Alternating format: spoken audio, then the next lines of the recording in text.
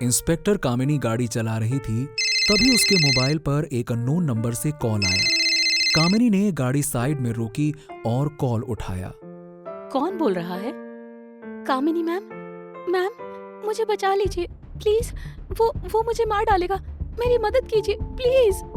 आप कहाँ से बात कर रहे हो, मुझे बताइए, मैं आपकी मदद करती हूँ, आप घबराइए मत। मैम वो आ रहा है, मुझे बचा लीजिए प्लीज। मैम वो आ रहा है, मुझे बचा लीजिए प्लीज। लड़की की जोर से चिल्लाने की आवाज आई और कॉल कट गया। कामिनी ने उस नंबर पे वापस से कॉल किया, लेकिन मोबाइल नंबर स्विच ऑफ आ रहा था। कामिनी ने हवलदार को कॉल किया और उस नंबर की इंफॉर्मेशन निकालने को कहा। साथ ही इंस्पेक्टर राठौड़ को भी कॉल करके सारी बात बताई और वहां से गाड़ी लेकर चली गई। अगले दिन न्यूज़पेपर में शहर में एक लड़की की अजीबोगरीब तरीके से खून होने की खबर आई। कामिनी को जब उस नंबर की इंफॉर्मेशन मिली तो पता चला कि वो नंबर तो उसी लड़की का है जिसका खून हुआ है।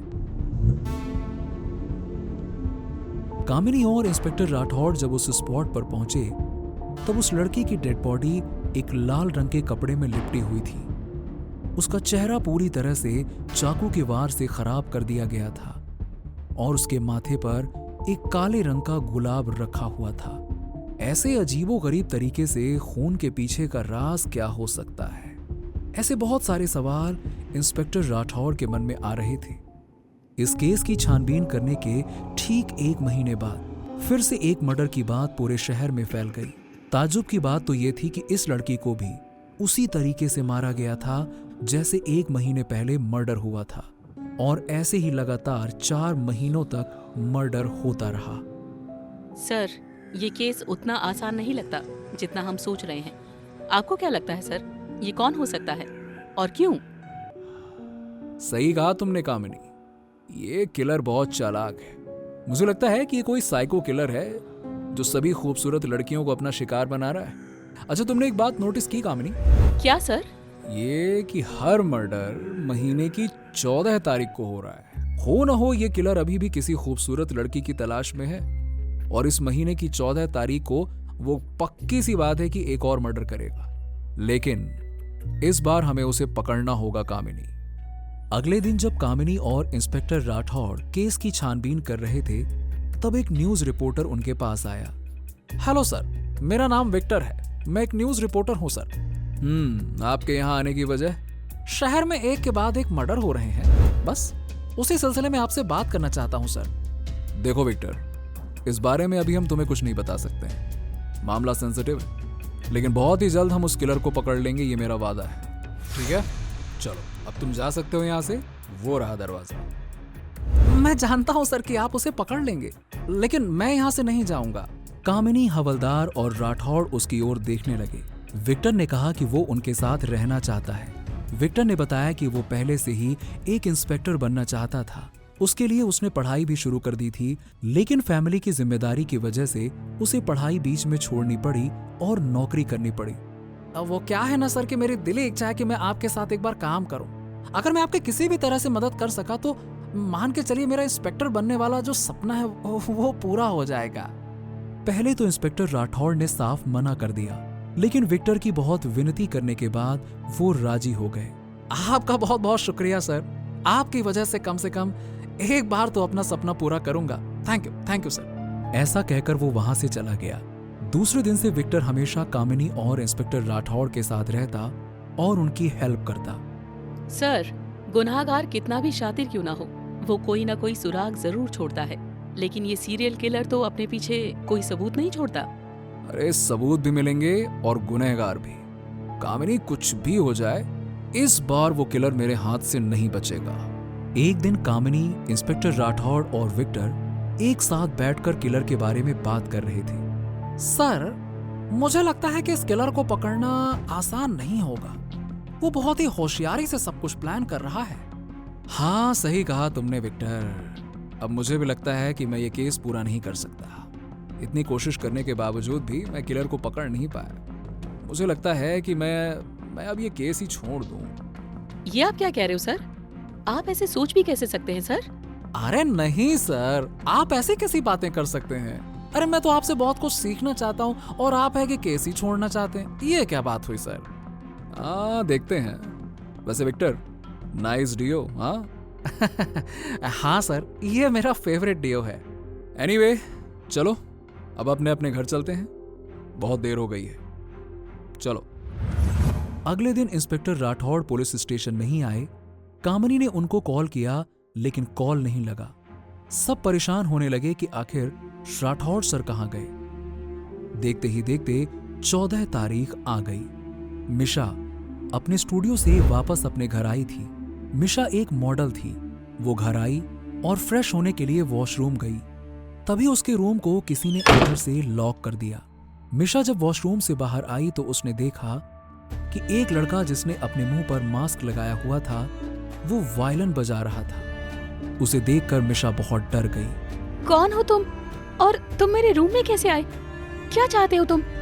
देखो देखो, तुम चुपचाप यहाँ से चले जाओ, नहीं तो मैं चिल्लाऊंगी। मिशा ने जैसे ही चिल्लाने की बात की, उस आदमी ने वायलिन जोर जोर से बजाना शुरू कर दिया और अचानक उसके सामने आकर खड़ा हो गया। मिशा ने उसकी आंखों में देखा। उसकी आंखों में हैवानियत साफ नजर आ रही थी। मिशा वहां से भागकर अपने कमरे में चली गई। उसने अंदर से दरवाजा बंद कर दिया और बहुत डर गई थी। उसने मदद के लिए खिड़की से किसी को बुलाना चाहा, लेकिन बाहर कोई भी नहीं था। अचानक वो आदमी खिड़की से उसके सामने आया। उसे देख मिशा पीछे हटी। वो आगे बढ़ता गया और थोड़ी देर बाद, हेलो मिस्टर विक्टर, कैसे हो? अरे बहुत दिन बाद मुलाकात हुई, जरा हाथ तो। अरे हाथ कैसे मिलाओगे? अच्छा, हालचाल तो ठीक है ना आपके? अब तक तो सब ठीक था सर, पर शायद अब नहीं रहेगा। तो बोलो मिस्टर विक्टर, कहानी यहाँ बताओगे या ससुराल लेकर चलें? मैंने कुछ नहीं किया है सर, सब कुछ उसकी वजह से हुआ है। अरे आप उसको जाकर पकड़ो ना, मुझे क्यों पकड़ रखा है? उसे किसे? किसने किया है सब? ट्विंकल को। ट्विंकल? कौन ट्विंकल? मेरे दोस्त।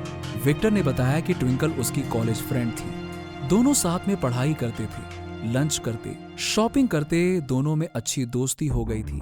विक्टर ट्विंकल से प्यार करने लगा था, लेकिन वो उसे कह नहीं पाता था। एक दिन उसने तय कर लिया कि कॉलेज में वैलेंटाइन डे यानी 14 फरवरी को वो ट्विंकल को प्रपोज करेगा।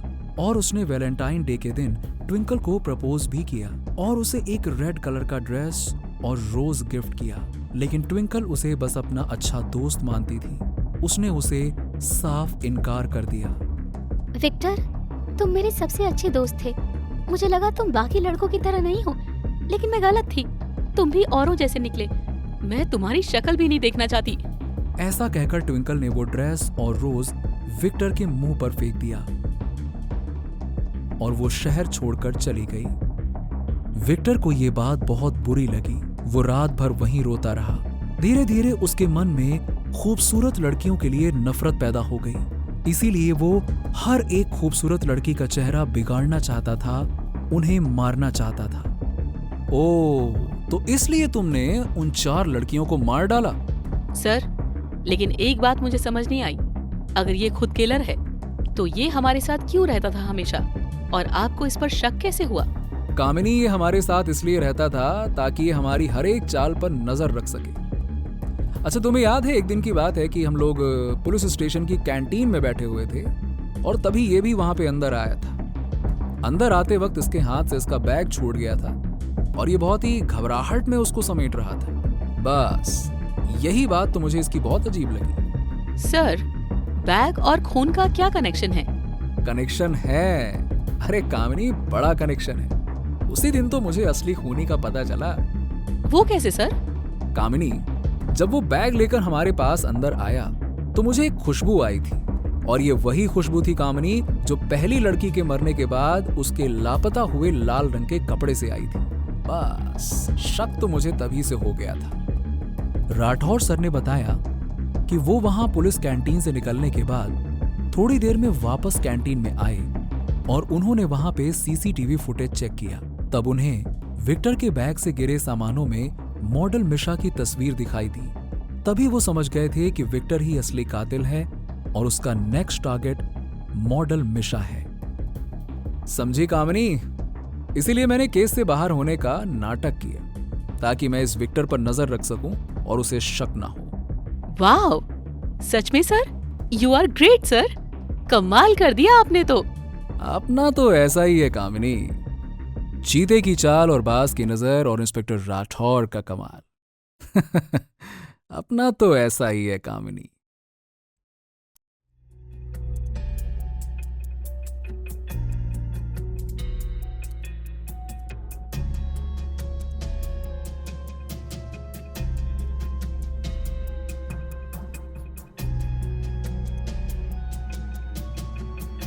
कभी सोचा भी नहीं था कि बाबूजी की इतनी दर्दनाक मौत होगी। इतना कहा कि अंकल की उम्र हो गई है, गाड़ी मत चलाया कीजिए, लेकिन बेकार की बातें मत सोचिए भैया। अगर ये नॉर्मल एक्सीडेंट होता तो इंस्पेक्टर इतनी इंक्वायरी नहीं करता। थोड़ा सब्र कीजिए। इंस्पेक्टर, आपने इंस्पेक्शन कर लिया है? इज इट नॉर्मल एक्सीडेंट या कुछ गड़बड़ है?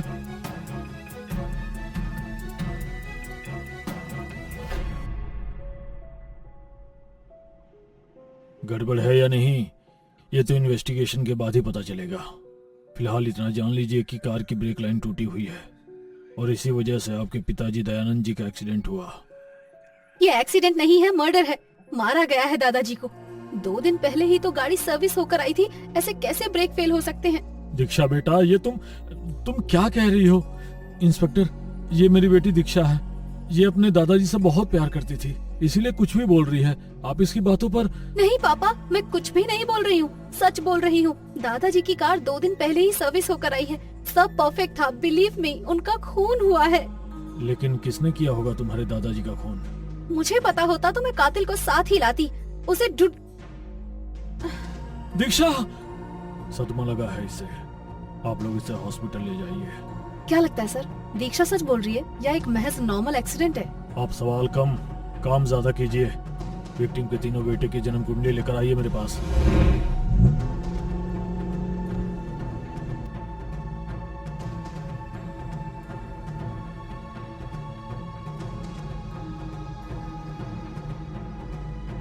क्या पता चला? सर वो तो बता देती हूँ, लेकिन मुझे जानना है कि आपने एक्सीडेंट स्पॉट पर मुझसे इतना रूडली बात क्यों किया? आप तो ऐसे कभी नहीं करते। वहाँ मुझे प्रेशर लग गया था कामिनी जी। अगर तुम्हारे सवाल का जवाब देने रुकता तो मामला खराब हो जाता। पैंट गीली और पीली दोनों हो जाती, इसलिए छोटी बात करके निकल गया। अब जल्दी बताओ, क्या कहती है सबकी जन्म कुंडली? जी जी सर, दयानंद जी का कपड़ों का कारोबार है, लेकिन बढ़ती उम्र की वजह से 2-3 सालों से अपने धंधे पर ध्यान नहीं दे पा रहे थे, तो उनके बेटों ने धंधे की पूरी जिम्मेदारी अपने कंधों पर ले ली। ऐसा होते ही सब कुछ गड़बड़ हो गया। रतन, सुरेश और मेहुल धंधे को बराबर संभाल नहीं पा रहे थे। वो दूसरा धंधा करना चाहते थे, लेकिन दयानंद जी ने इसकी परमिशन नहीं दी। बेटों के फोर्स करने पर दयानंद जी ने उन्हें अपने बिजनेस और जायदाद से बेदखल करने की धमकी भी दे दी थी, जिससे तीनों बच्चे गुस्से में थे। मोटिव है सर। राइट, लेकिन मुद्दा यह है कि तीनों ने मिलकर अपने बाप को मारा है या किसी एक ने मौका देखकर चौका मारा है।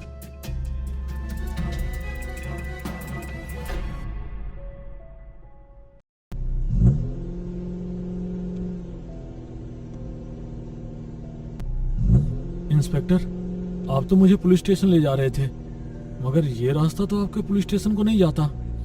बड़ी जल्दी है आपको पुलिस स्टेशन जाने की। इंस्पेक्टर, पागल हो गए हो क्या? धीरे करो गाड़ी। नहीं कर सकता, ब्रेक फेल हो गए हैं। मर गए। भगवान का लाख लाख शुक्र है कि हम बच गए। बच तो गए, लेकिन ये ब्रेक अचानक फेल कैसे हो गए? हाईवे पर ब्रेक फेल होने के बाद भी जिंदा हो इंस्पेक्टर। इन्वेस्टिगेशन से पहले इस बात की खुशी तो मना लो। काश पापा की गाड़ी चट्टान से टकराने की वजह ऐसे ही किसी रेत के टीले से टकराती तो वो। आपको ब्रेक ठीक करना आता है क्या?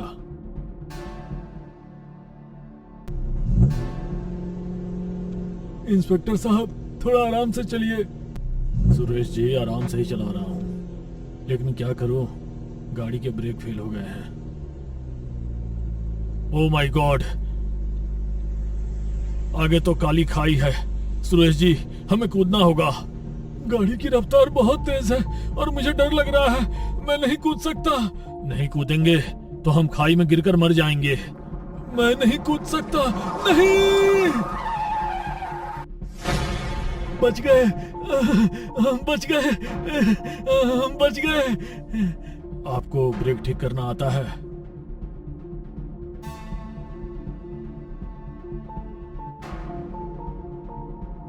क्या हुआ सर? ब्रेक फेल के नाटक ने कुछ काम किया? आप बहुत सवाल करने लगी हैं कामिनी जी। काम किया कीजिए। सर बाथरूम में साबुन नहीं है, मेरे ड्रॉअर से लिक्विड सोप ले जाइए। Thank you.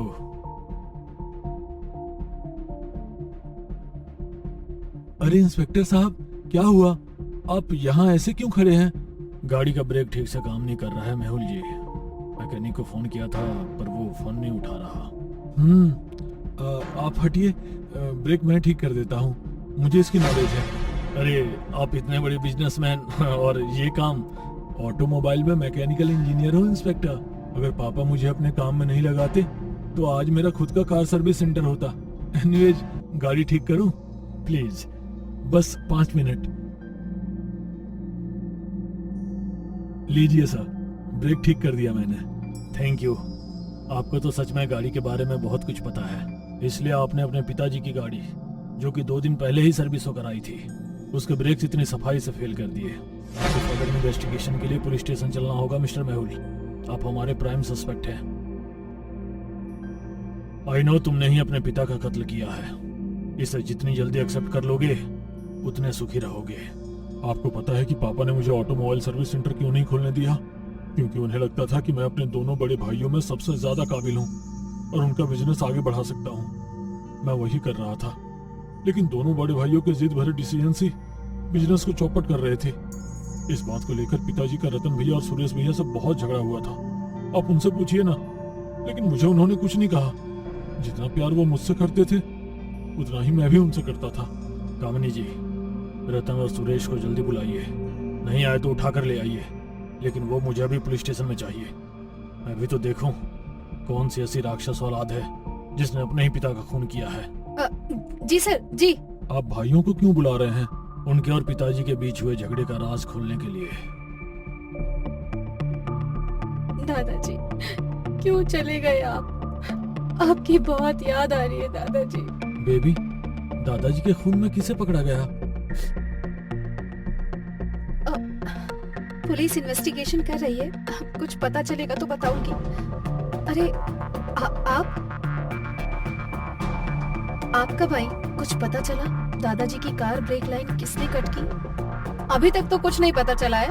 वैसे आपके पापा और बड़े चाचा सुरेश जी कहाँ हैं? उनका फोन नहीं लग रहा है। वो दोनों तो कारोबार के सिलसिले में शहर से बाहर गए हैं। ठीक है, आए तो पुलिस स्टेशन भेज देना। सर, रतन और सुरेश दोनों बिजनेस के चक्कर में शहर से बाहर गए हैं, लेकिन मुझे वहाँ एक चीज अजीब लगी। जब मैं वहाँ पहुँची तो दीक्षा किसी से हंस कर बात कर रही थी। है तो वो बच्ची ही, लेकिन मेरे सिक्स सेंस ने उस पर शक कर डाला। ये रही उसकी सीडीआर रिपोर्ट। एक कार और गेम ब्लॉगर है विक्की, उससे उसकी रोजाना बात होती है। शायद जब मैं वहाँ पहुँची थी तब भी वो उसी से बात कर रही थी। और एक्सीडेंट वाले दिन विक्की के मोबाइल की लोकेशन दयानंद के घर के आसपास की ही है। अगर ऐसा है तो हो सकता है दीक्षा हमसे माइंड गेम खेल रही है। ऐसा करो, रतन और सुरेश के आते ही दोनों को भी उठा लो। अब रोने से क्या फायदा? ये तो जुर्म करने से पहले सोचना चाहिए था। बताओ, क्यों मारा दयानंद जी को? मैं और विक्की एक दूसरे से बहुत प्यार करते हैं। दादाजी को ये बात पता चल गई थी। उन्होंने हमें दूर रहने की वार्निंग भी दी थी, जिसके कारण हम उनसे गुस्सा थे। उनकी वजह से ना तो हम एक दूसरे से बात कर पा रहे थे और ना ही मिल पा रहे थे। इस बात से चिढ़कर हम दोनों ने एक प्लान बनाया। उस दिन मैंने विक्की की डायरेक्शन में दादाजी की कार की ब्रेक लाइन और घर के फोन के वायर कट कर दिए। फिर प्लान के अनुसार जैसे ही दादाजी आए, विक्की, जो कि उस वक्त मेरे कमरे में ही था, वो वहाँ से निकला और दादाजी को देखकर शॉक्ड होने की एक्टिंग करके वहाँ से भाग गया। दादाजी कार लेकर उसके पीछे भागे, जिसके बाद वही हुआ जैसा सोचा था। एक्सीडेंट में दादाजी मर गए। मर नहीं गए, बल्कि मार दिया तुम दोनों ने। इंस्पेक्टर साहब, लगता है हमारी ही परवरिश में कोई कमी रह गई थी, जो मेरी बेटी ने ऐसा कुकर्म किया। इसे मेरी नजरों के सामने से ले जाइए, ले जाइए। रतन जी, हर चीज माँ बाप नहीं दे सकते, कुछ फैसले बच्चों के हाथ में भी होते हैं। आपकी बेटी गलत ट्रैक पर अपनी चॉइस से गई है, इसमें आपकी कोई गलती नहीं है।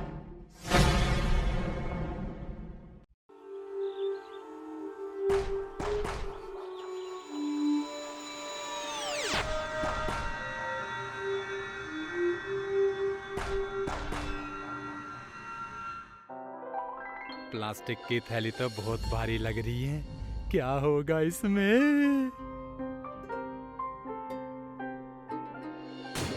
हाँ! हेलो पुलिस,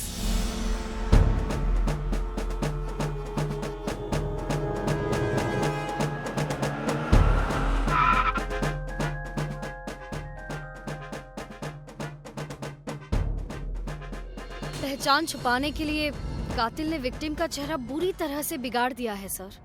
कोई बात नहीं कामिनी जी, एक्सपर्ट इस महिला का चेहरा बना लेगा। तुम एक काम करो, आसपास के जितने भी घर हैं सबसे पूछताछ करो। Okay sir.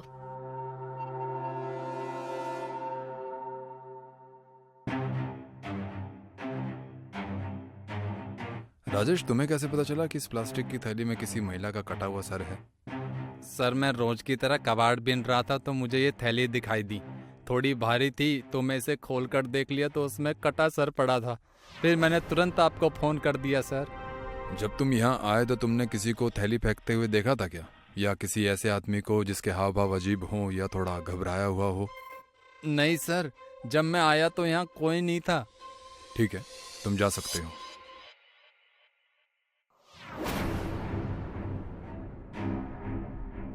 कामिनी जी, इस नदी पर आने जाने वाले सारे रास्तों पर जितने भी सीसीटीवी हैं, आज से पिछले 10 दिन तक के मुझे वो सारी फुटेज चाहिए।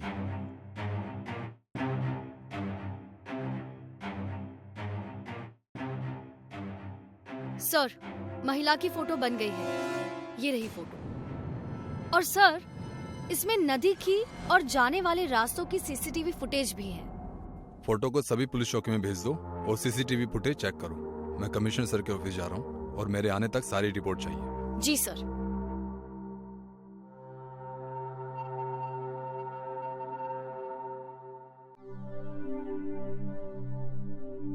कुछ पता चला कामिनी जी? नहीं सर, किसी भी थाने से कुछ पता नहीं चला कि महिला कौन थी। ऐसे कैसे पता नहीं चला? और फुटेज का क्या हुआ? सर, उसमें भी ऐसा कुछ नहीं मिला जिससे हम कातिल के बारे में जान सके। फुटेज कहाँ है?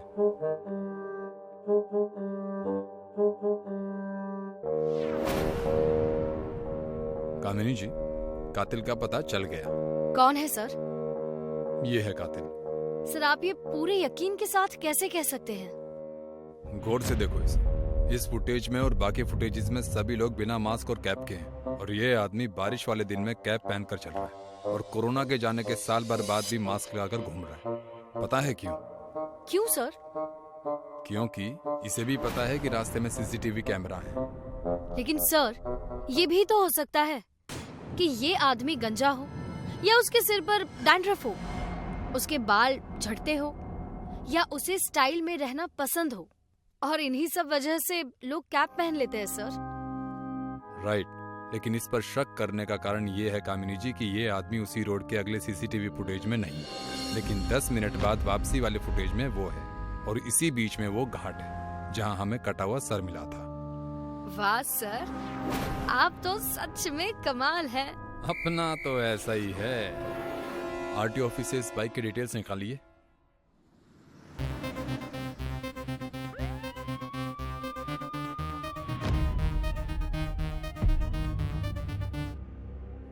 सर, ये एड्रेस है Arvind Pillai, Arvind Nivas, near by Sakinaka garden.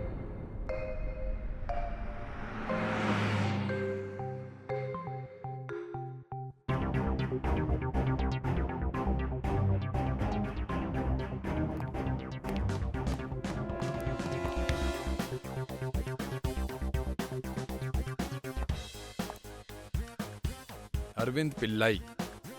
जी हाँ, कहिए। मैं इंस्पेक्टर राठौर। आप इस महिला को जानते हैं? जी हाँ, ये सुलोचना जी हैं, मेरी किराएदार। बोलिए, क्या बात है? इनका कत्ल हो गया है 2 दिन पहले। तुम्हें नहीं पता क्या? किसने मारा? यही तो पता लगाने हम यहाँ आए हैं। इनके घर में कौन कौन है? जी कोई नहीं, वो अकेली ही रहती थी। जब वो घर नहीं आई तब तुमने रिपोर्ट क्यों नहीं लिखवाई? सर, इसलिए नहीं लिखवाई क्योंकि सुलोचना जी का ऐसा करना रूटीन था। कभी कभी तो 15-20 दिन घर नहीं आती थी। हो सकता है उनका काम ऐसा हो। सर, इस अरविंद को देखकर ऐसा लगता नहीं है सर कि इसने कत्ल किया होगा। तुम्हें ऐसा क्यों लगता है? देखा नहीं सर आपने? हमसे बात करते हुए वो कितना नॉर्मल था, जबकि पुलिस का नाम सुनते ही अपराधियों के पसीने छूट जाते हैं, हाथ पैर कांपने लगते हैं सर। बात तो तुम्हारी सही है कामिनी। पुलिस का नाम सुनते ही लोगों के हाथ पैर। अरविंद से एक बार और मिलना पड़ेगा। चलो।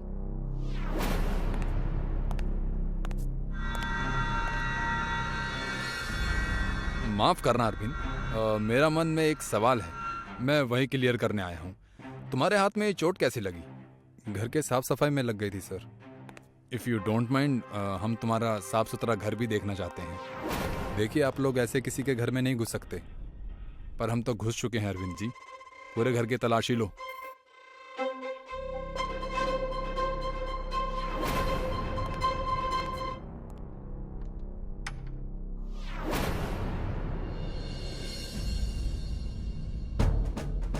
सर, सुलोचना एक विधवा थी और मैं भी अकेला था, जिसके कारण हम एक दूसरे के बहुत करीब आ गए। एक दिन मुझे कुछ पैसों की ज़रूरत थी तो मैंने सुलोचना से 5 लाख रुपए लिए थे, लेकिन वो पैसे बिजनेस में डूब गए, जिसकी वजह से वो मुझे आए दिन टॉर्चर कर रही थी सर। मेरी परिस्थिति समझने की बिल्कुल भी कोशिश नहीं कर रही थी। जब तक सह सकता था सहा, लेकिन उस दिन बाद हाथ से निकल गई थी। वो एक एक्सीडेंट था, लेकिन मैं उसकी लाश देखकर डर गया था सर, और इस क्राइम को छुपाने में जुट गया। जो रिश्ते कड़वे हो जाए उनसे दूर जाना अच्छा होता है अरविंद जी, जान से मारना नहीं। अब सड़ो जेल में उम्र भर।